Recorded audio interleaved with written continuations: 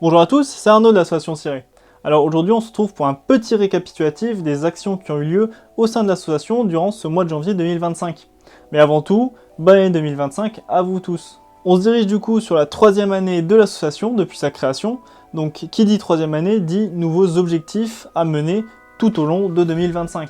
Alors, comme premier objectif, il a été décidé de développer nos réseaux sociaux, donc que ce soit LinkedIn, TikTok, YouTube par exemple. Donc poster plus fréquemment et différents types de contenus pour que on ait une meilleure communauté, une plus grande communauté, et donc médiatiser en fait l'association et nos actions. Donc ça, c'est vraiment l'un de nos objectifs pour cette année. En deuxième objectif, il y a l'amélioration de nos expositions. Donc quand je dis amélioration, c'est les professionnaliser. Donc globalement, mettre plus d'informations dans nos expositions, les densifier avec plus de contenu. Aussi utiliser du matériel plus professionnel, donc avec des affiches, des porte-affiches, vraiment du matériel qui fait plus professionnel, globalement plus pro pour nos expositions, donc qu'elles soient plus attrayantes, plus agréables à consulter. Et aussi les densifier, c'est-à-dire que l'année dernière, on en a fait 3 ou 4, je pense, des expositions. Là, si cette année on pourrait monter à 5 ou 6, ça serait plutôt pas mal. Mais bon, après ça, comme d'habitude, c'est très dépendant en fait des opportunités qu'on a et aussi du temps qu'on a, de l'argent nécessaire, etc. Donc on verra bien à la fin de l'année ce que ça a donné, mais c'est l'un de nos objectifs, c'est améliorer et en faire plus souvent et plus fréquemment. Il y a aussi mettre en place plus de partenariats, donc avec des organismes publics et privés pour faire plus de récupération, plus de sauvegarde du patrimoine. Et bon, là aussi, c'est en fonction de ce que l'on trouve et des opportunités qui arrivent tout au long de l'année. Et donc, comme d'habitude aussi, sauvegarder encore plus de patrimoine routier. Donc, récupérer plus de panneaux, récupérer plus de feux, plus de bornes, plus de plaques de cocher, etc. pour les préserver et pouvoir vous les présenter en exposition.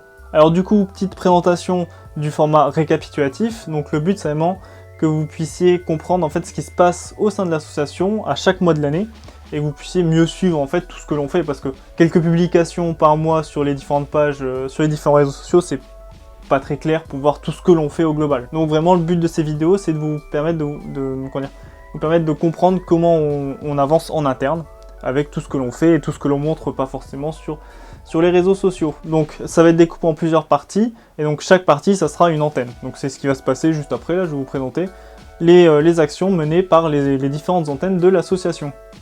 Bien entendu, on est en janvier, donc tous les organismes, les institutions reprennent petit à petit le rythme, et les nouveaux projets pour les institutions publiques et privées sont en train de se créer ou de se mettre en place. Donc il ne s'est pas passé grand chose au sein du CIRE pour l'instant. Mais c'est normal, c'est janvier, ça risque de monter en puissance dans les mois à venir. Alors du coup, au niveau des antennes, en premier lieu, je vais commencer avec le CIRE central, le CIRE global, donc l'association en elle-même. En premier lieu, on a eu en début janvier la parution de la vidéo sur la récupération des panneaux JO 2024.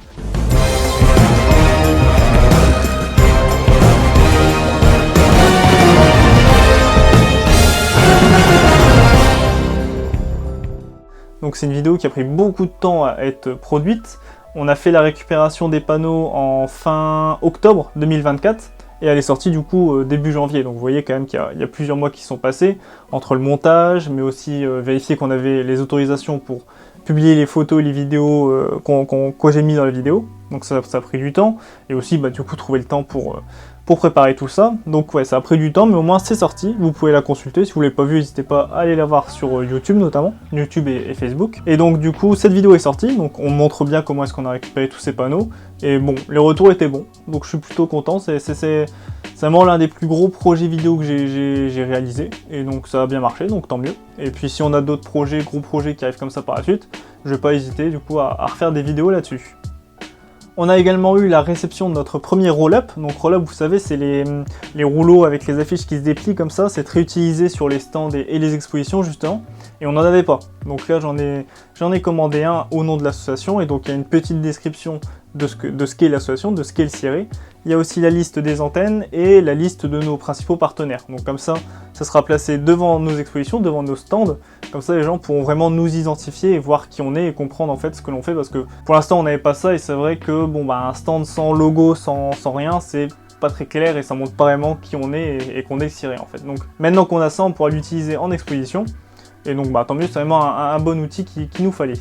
Alors, au niveau des antennes, je vais commencer avec le CIRE 35. Donc le CIRE 35 a récupéré il y a quelques temps un ancien feu de signalisation Garbarini, et ce feu était dans son jus, était assez abîmé.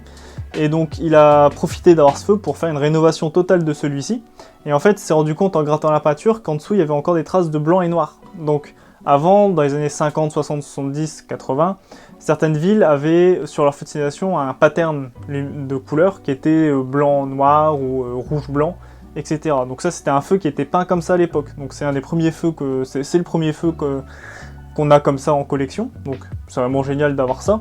Et donc il a décidé de retirer toute la peinture qui avait été mise après, plus tard, et de refaire une peinture d'origine, donc en noir et en blanc. Donc là il a terminé, le feu est vraiment nickel, c'est vraiment... Il a bien bossé là-dessus, donc le feu est top. Et donc on a profité aussi de ce feu pour tester un projet qu'on a de simulation d'effets lumineux d'incandescence. Alors il faut savoir que les anciens feux comme ça, c'était des ampoules incandescentes, donc comme ce qu'on avait dans les maisons à l'époque, des ampoules spéciales par contre, plus puissantes et plus résistantes. Et du coup en fait ces ampoules-là avaient cet effet, vous savez, de montée et de baisse de puissance quand vous allumez et éteignez l'ampoule, la lampe. Et c'est un effet qu'on trouve plus maintenant sur les ampoules LED. Les ampoules LED, la grande majorité, quand vous allumez la lampe, ça fait clac, et après quand c'est éteint, ça s'éteint instantanément. Donc on n'a pas cet effet. Et du coup quand on met des ampoules LED dans des anciens feux comme ça, on perd le charme des vieilles ampoules qui montaient en puissance et qui baissaient de puissance. Ça c'est instantané, voilà, ça perd son charme, c'est pas top. Donc on a eu plusieurs idées pour imiter cet effet là, et en fait pour l'instant on est tombé sur un principe qui marche plutôt bien, c'est d'utiliser des petites ampoules halogènes 12 volts qu'on met directement dans les feux. Et du coup ces ampoules elles ont vraiment cet effet de montée et de baisse de puissance, donc ce qu'on cherche. Et donc il a mis ça dans le feu qu'il a rénové, le Garbarini, et du coup l'effet est vraiment très très bon. On voit vraiment cette montée, cette baisse de puissance comme à l'ancienne, comme à l'époque. Donc on est plutôt content du résultat. Alors bien sûr il reste des choses à améliorer, mais en tout cas le principe en lui-même fonctionne plutôt bien. Et je pense qu'on va développer ça dans les autres antennes pour faire refonctionner des anciens feux de signalisation, et en gardant toujours cet effet de baisse et de montée de puissance, plutôt que de passer à des LED où on perdra ce charme d'époque. Plus l'avantage c'est qu'il y a vraiment un effet, un impact très minime sur le feu, c'est-à-dire que le système électrique est très peu altéré, à part les transformateurs 12 volts, c'est tout ce qui change dans le feu. Voilà, donc au moins si on veut le repasser d'origine par la suite, on pourra aussi, sans souci, on pourra le remettre des ampoules halogènes, incandescentes ou même LED en 220, 230 volts. Alors du coup pour le CS59, donc mon antenne, je suis en train de préparer et de fabriquer des systèmes interactifs du coup justement pour nos futures expositions. Donc prendre des cartes Arduino, des systèmes électroniques, des relais, etc. pour faire en sorte de créer des ateliers, des sortes d'ateliers, des systèmes interactifs où les gens pourront appuyer sur des boutons, des choses comme ça pour activer et éteindre des feux de signalisation, activer ou éteindre des panneaux lumineux, lancer des séquences lumineuses, donc par exemple un feu qui clignote avec un panneau lumineux en dessous qui clignote aussi, lancer un cycle lumineux de feux de signalisation, donc passer du rouge au vert, à l'orange au rouge, etc. Donc là je suis en train de fabriquer tout ça pour justement que nos expositions soient améliorées et qu'elles soient plus interactives et plus intéressantes pour les visiteurs. Et du coup on va finir avec le Siré 72. Alors le Siré 72 a terminé le programme des panneaux JO, parce que justement en fait sur ce sujet là on a eu deux partenariats. Donc le premier partenariat c'est avec la direction des routes d'Île-de-France, donc c'est ce que vous avez vu dans la vidéo début janvier, donc c'était avec eux, et donc on a été chez leurs partenaires pour récupérer tous les panneaux qu'ils nous avaient laissés, qu'ils nous avaient donnés.